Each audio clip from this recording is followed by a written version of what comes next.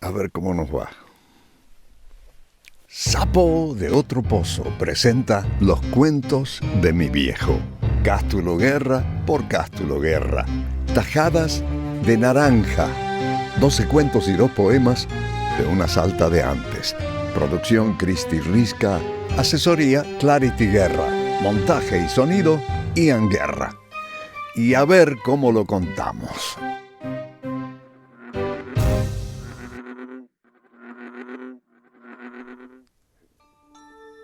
Como Apocalipsis. Un diálogo abstracto, casi sin trascendencia. Mantenían 2 tucanes pavoneándose de su plumaje, su cuerpo y su pico, uno joven y el otro viejo. Hace 5 años que estamos aquí. ¿Recuerdas?, comentó el tucán joven. No, ni quiero recordar, porque me apena. Además, veo muy oscuro el paisaje, dijo secamente el tucán viejo. Yo, en cambio, lo recuerdo todo. Los colores, los aromas de la tierra bronca, y jamás quiero olvidar nada. El recuerdo es lo único que me queda. Los primeros rayos del sol fueron filtrándose entre las ventanas del bosque, haciendo centellear la tierra. Por las hojas de los pequeños arbustos resbalaban como perlas gotas de rocío. Había llovido toda la noche y las aguas bajaban turbias desde el norte. El arroyo grande que nacía en las cumbres, cansado de serpentear, hacía un descanso en una laguna para continuar su marcha, hundiéndose después en la profundidad de algún río distante, en un eterno fluir. Las hojas y ramas frágiles que habían caído en el otoño eran llevadas a otros lugares. Eran ramas secas, hojas muertas, destinadas a volverse tierra rica o a adornar de ámbar la vera de algún río caudaloso. En esta selva nada moría, sino retornaba en una gloria de jades translúcidos. La lluvia torrencial había lavado el rostro de la flora, había mojado las sendas y humedecido el oro negro de la tierra fértil. Bondadoso, el helecho verde jugueteaba junto a la barranca, meciéndose al compás de un pequeño remanso que las aguas habían formado alrededor de un grueso tronco que yacía allí, abandonado. Los bejucos tejían filigranas de 1000 colores, abrazados al musguín de un viejo pacará. El cebil, el quebracho y el jacarandá parecían rejuvenecer en sus raíces húmedas. El guayacán, en cambio, se asemejaba a un leopardo agazapado, sus ramas retorcidas como buscando esconderse en la tierra. Las enredaderas habían tejido un grandioso manto de umbría y ensombrecían el paisaje en algunos lugares. Allí dormían cientos de aves que esperaban al nuevo día para perderse en raudo vuelo en el infinito, besando copas impensables de árboles, cantando en bandadas su libertad. Todo parecía mecerse en una danza de exaltación. A ambos lados de la acequia, que corría tranquila, las yerbitas tiernas se inclinaban acariciadoras ante la brisa mañanera. En un charco de arena suave, cientos de mariposas juguetonas de todos los colores desafiaban a iris desde la tierra.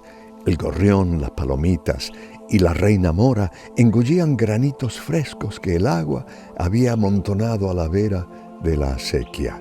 El pájaro carpintero comenzaba su labor. La borrasca con sus gritos aturdía, y el martín pescador, sobre una rama que se columpiaba, esperaba el paso del pececillo juguetón que sucumbiría luego en su pico certero, infalible. Y el ruiseñor, Con su flauta mágica cantaba ondas de seda y sus notas resonaban lejos entre el follaje como en una catedral. Yo amaba esa vida, dijo el joven, como aquellos seres maravillosos como ellos. Ansiaba la luz de cada día. Nunca fui como el búho, que mira desde las sombras con bizarro vistazo. Los tucanes fuimos adorno vivo en el bosque. Nuestra presencia imponía respeto. El plumaje negro y rojo rubí, nuestro cuello blanquecino, pico grande, rosado vivo con 2 lunares negros, eran la admiración de los que nos rodeaban. ¿Pero de qué valió todo eso? ¿Qué sucedió? Ambos hicieron silencio. Sus ojos atentos intentaron percibir algo. ¿Acaso alguien se acercaba? ¿Algún peligro? Pero luego continuaron. ¿Y las flores? ¡Ah, las flores!, continuó el joven. ¡Qué hermosas eran! Flores rojas adornadas con hojas de verdes intensos. Flores lilas, amarillas, rosadas. Y en sus pétalos, besándolas, se posaba siempre algún colibrí. Ese mundo de la flora y de las aves era testigo de un paisaje prodigioso, enigmático, que el mejor pintor sería incapaz de llevar al lienzo con veracidad. Sus acuarelas resultarían escasas para plasmar tanta belleza, tanto misterio inimaginable. Un día, continuó el tucán, me aparté de los míos buscando nuevos granos. Sobrevolé paisajes desconocidos, extasiado por lo nuevo. Olvidé los ruegos de mis padres de que no debía alejarme del nido por tanto peligro que acechaba. Creí que había aprendido mucho y después comprendí que no sabía nada. Hoy me pesa como una piedra el corazón. Quiero volver a volar, volar solo, volar alto. ¿Por qué no callas, hermano? Me contagias tu tristeza, dijo el tucán mayor. No puedo callar. Aunque tarde, deseo reconocer mi imprudencia. ¿De qué imprudencia hablas?, expresó resignada la otra ave. Alzaste vuelo porque esa es la ley de nuestra vida. Los pájaros nacimos para volar. Es lo que nuestra madre siempre nos decía. No desobedeciste a nada, sino cumpliste tu designio de ser joven, desplegar tus alas, dejar que el viento acaricie con vigor tu pecho emplumado, vivir la libertad. Se hizo un largo silencio. Luego el tucán anciano continuó. Jamás olvidaré aquel momento. Fue una mañana temprano. La selva se vestía de luz, de esmeralda y de júbilo. La vida cantaba su regocijo a los 4 vientos. Cada planta, cada animal, cada pájaro vivía el éxtasis de la creación universal. Parecía un coro mágico de seres que daban gracias por el simple hecho de existir, de estar. De pronto se hizo un silencio extraño. Toda la vida en esa selva se detuvo como en un presagio. No sopló el viento, no se agitaron las ramas, hasta los arroyuelos enmudecieron. Toda la vida en esa selva se tornó hierática, como tratando de entender lo que se avecinaba. Se oyó un extraño zumbido distante primero, y de a poco, lejanas, se sintieron explosiones, como en una guerra. La selva toda sintió la proximidad de algo impensable, terrible, que avanzaba sin detenerse. Por primera vez ese bosque conoció el miedo. Los animales temblaron sin saber para qué lado huir. Las aves agitaron sus alas nerviosas, aunque sin alzar vuelo. Pero los árboles y toda la exuberante vegetación supieron que no tenían a dónde resguardarse. Un ruido aterrador de motores, de sierras y de hachas hizo sacudir lo más hondo de esta existencia sagrada. Se sintió el quebrarse espantoso de troncos milenarios, camiones enormes, taladros y cadenas fueron destrozándolo todo. Altísimos ejemplares como torres fueron cayendo uno a uno con estertor.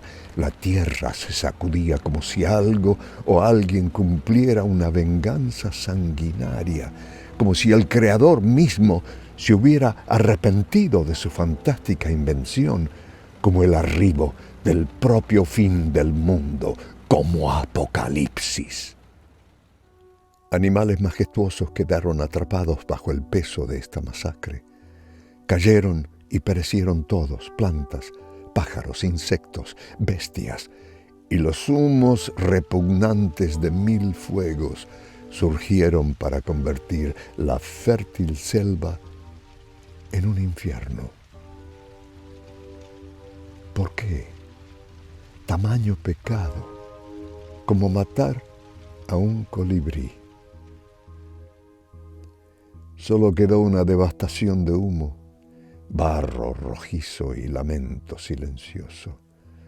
La savia de la vida corría en chorros, y cada titán de este universo prodigioso yacía con ojos desorbitados, que miraban al azul impávido del firmamento. ¡Oh! ¿Fue así entonces? Fue el hacha demoledora la que partió al árbol robusto donde revoloteábamos, dijo el joven dándose cuenta. Sí, hermano, interrumpió cansado y tosco el viejo tucán. Una mano muy cruel agitó el rayo que aniquiló a nuestra amada arboleda. Ese día caímos todos, destruidos, arrastrados por ramas añejas, irreemplazables. Entonces, ¿lo recuerdas todo? Claro que lo recuerdo. Todo.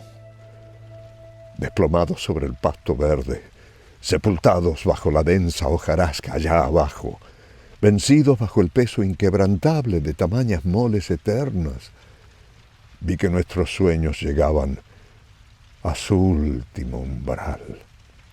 Fue entonces, dijo el joven reviviendo la pesadilla, cuando aquel malhechor que había enarbolado el hacha irreverente te alzó de un ala sin piedad. Y luego, de la nube levantada por el estertor de esos portentosos leños que caían, apareció temible una enorme sierra en manos de otro salteador. Sí, recuerdo que llegó a donde yo estaba, mis alas tumbadas en aquella desolación, con pánico y desesperación. Apenas atinamos a buscar nuestras miradas, y mientras nos llevaban ellos entre carcajadas, nuestros ojos se encontraron llorosos. Ese fue nuestro postrer gesto de cariño, envueltos de dolor y de tragedia. Tragedia. dijo el viejo tosco. Aquel día murió la inocencia. Ahora ni siento dolor, ni puedo llorar. A través de estos ojos de vidrio. Callaron los tucanes. Otra vez en el silencio temieron que algo se aproximaba. ¿Ves, hermano? Continuó el tucán viejo. No es desobediencia nuestra, sino maldad ajena. La de los que saquean a esta tierra. La inmoralidad de los que destruyen todo porque saben que no pueden poseerlo. La pureza y dignidad de nuestra maravillosa naturaleza. Suspiró el tucán mayor y continuó. Los padres, hermano, traspasados de amor, piden a sus hijos que se mantengan cerca del nido, pero dentro suyo ansían vernos sobrevolar selvas y montañas, como tal vez ellos mismos no pudieron hacerlo. Ellos no pueden resguardarnos de los avatares del mundo. Es ley de la vida. Escuché decir que mañana traen niños de una escuela citadina a visitarnos, interrumpió el tucancito. ¡Qué falacia vivirán esos niños, hermano! ¿Falacia? Sí. Un monumental embuste. Les dirán que vienen a apreciar lo natural, cuando lo único natural que hay aquí somos las víctimas de la deforestación y aniquilamiento de especies imponderables. Como nosotros, hermano. Al caer la noche, se cerraron las puertas del museo. El cuidador recorrió serio los distintos departamentos del lugar.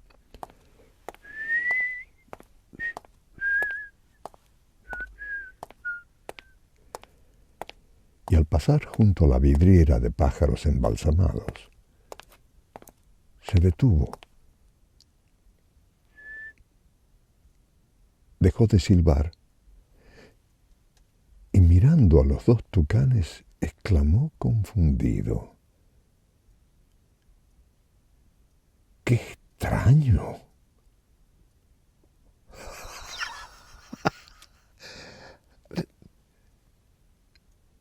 Por un instante me pareció como si los dos pájaros hablaran. Pero pobrecitos, ¿qué pueden decir a esta hora? Nada.